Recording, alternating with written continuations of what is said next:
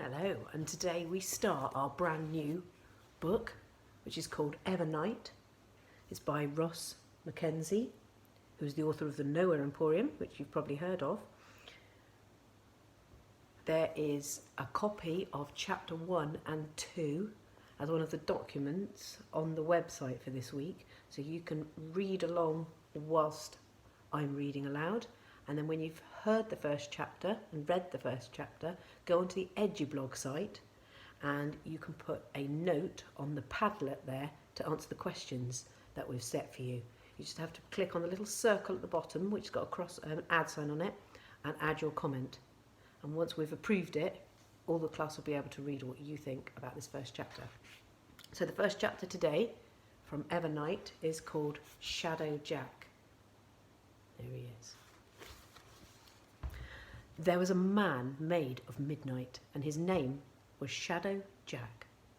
His name suited him well. His clothes were dark, and his hair was darker. His eyes were pools of shadow. As he slipped through the winding labyrinth of the slums on the night our story begins, his intentions were darkest of all. He crossed a wooden bridge to a putrid lump of half-flooded land cut off from the rest of the slums. Filth lay thick on crowded, leaning dwellings, and the rain-swollen river was black as tar and coated with a film of weed and scum. There were few streets or alleys or courts.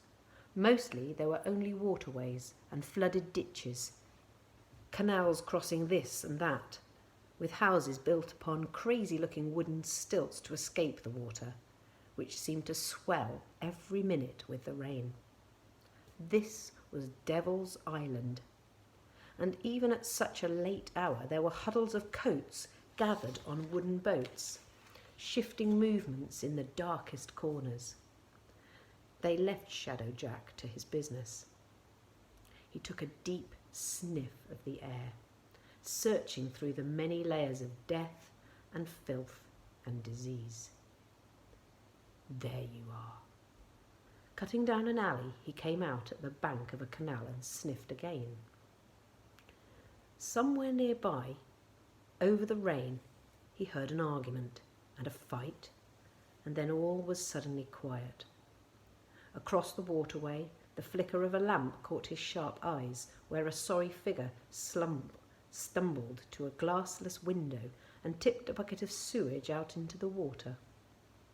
Shadow Jack made a movement, quick, fluid, and at once he was gone from that spot in the alley, and a black raven, the size of an eagle, was soaring into the wild night.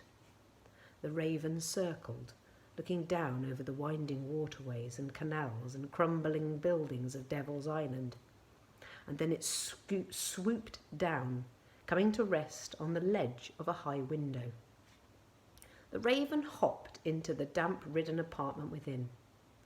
With a sound like dark velvet, it became a man once more, wrapped in his midnight coat. The room was bare, save for a single bed and a wooden chair under the small window. It seemed, at first glance, that there was nobody there. But Shadow Jack heard a heartbeat, fast and frightened. "We both know you're here, Jenny Winter," he said in a low, dangerous voice. "You know what I am. Your tricks won't cut it with me. I hear your heart, hear how frightened you are, and you should be He stopped, because across the room there was a shimmer in the air, and a woman appeared before his eyes, as if she had been wearing a cloak made of the very fabric of the world and had slipped it off. Jenny Winter raised a trembling hand. In her fingers she clutched a wooden stick, fitted like a pistol, with a round of chambers, but instead of bullets, these chambers held small bottles, and inside the bottles were coils of glowing coloured light. Shadow Jack picked a speck off his coat sleeve and examined it before flicking it away. "You can't kill me with magic, you know. 12 of you have tried and failed already." He He took a small step forwards towards her, and she raised her wand. The spells glowed fiercely in their bottles. "One more step, and I'll send you through that wall." Shadow Jack turned his eyes skyward. "Look, we both know this journey has come to an end. You're on your own, Jenny. Wherever you go, I'll find you. You've been running so long, you must be exhausted." His voice had taken on a soothing tone. "Imagine how wonderful it would be to be free of the weight you've been carrying. Give me the doomsday spell, Jenny, and it will all go away." Jenny's thoughts betrayed her. Her hand made an involuntary movement to the place in her coat where she had stowed that most precious of objects. Her eyes met his. Shadow Jack lunged forward. It happened in a fraction of a moment. Jenny Winter flicked her wand at him, and one of the magic bottles shone bright as a new coin in the sun. The tip of the wand glowed, and a bullet of flashing light hit Shadow Jack in the chest. It sent him crashing through the rotting brick wall, and he was falling. Jenny watched him. When he hit the water, splash! She seemed to wake from a daze, and she turned and ran, barging down the stairs and out into the driving rain.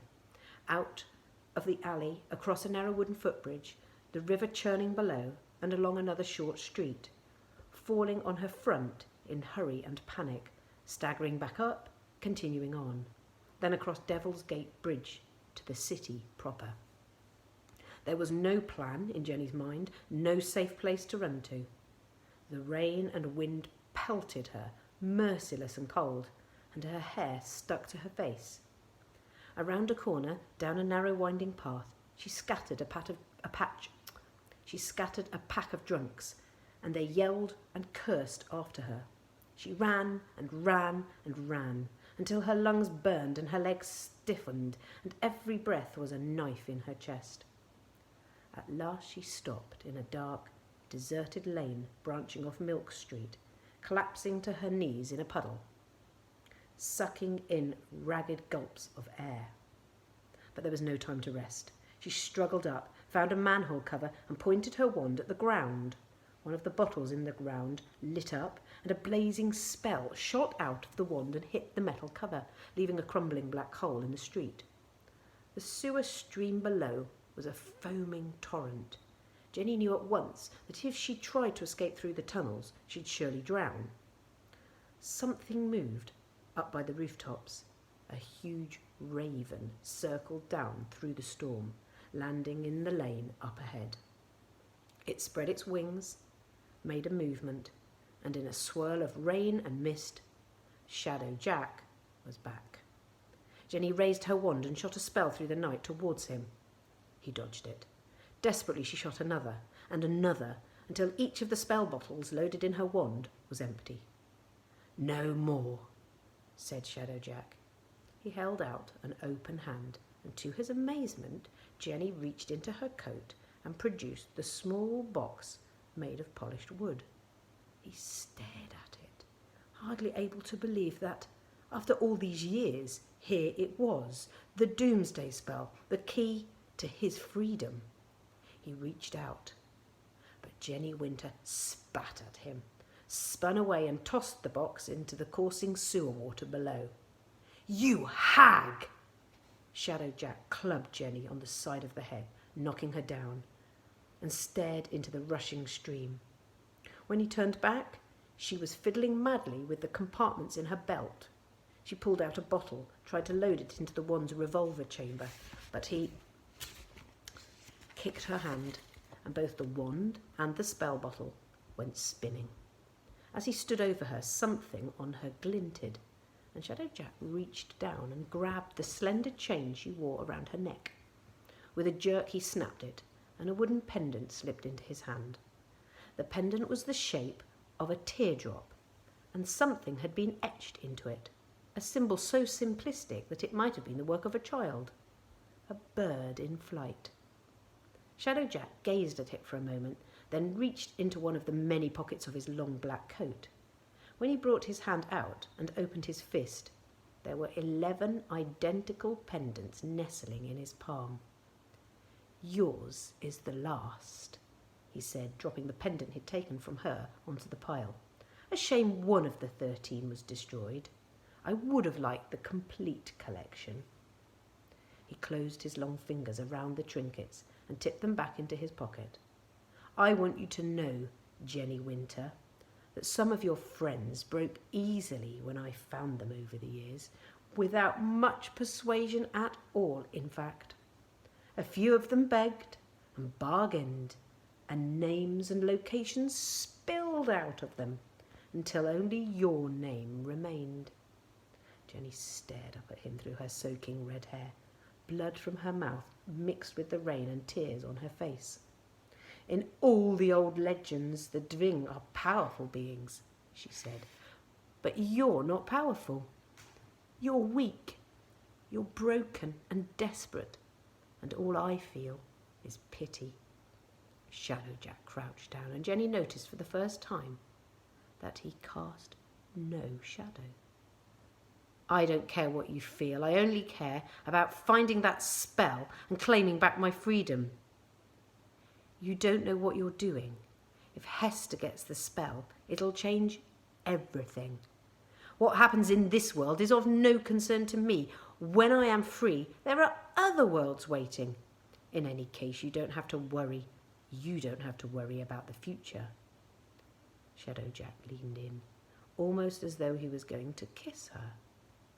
He opened his mouth wide, the bones in his jaw clicking and snapping, revealing rows of sharp teeth and a gaping, rotten darkness. Jenny could not move, could not breathe. "Are you frightened now, Jenny Winter?" Jenny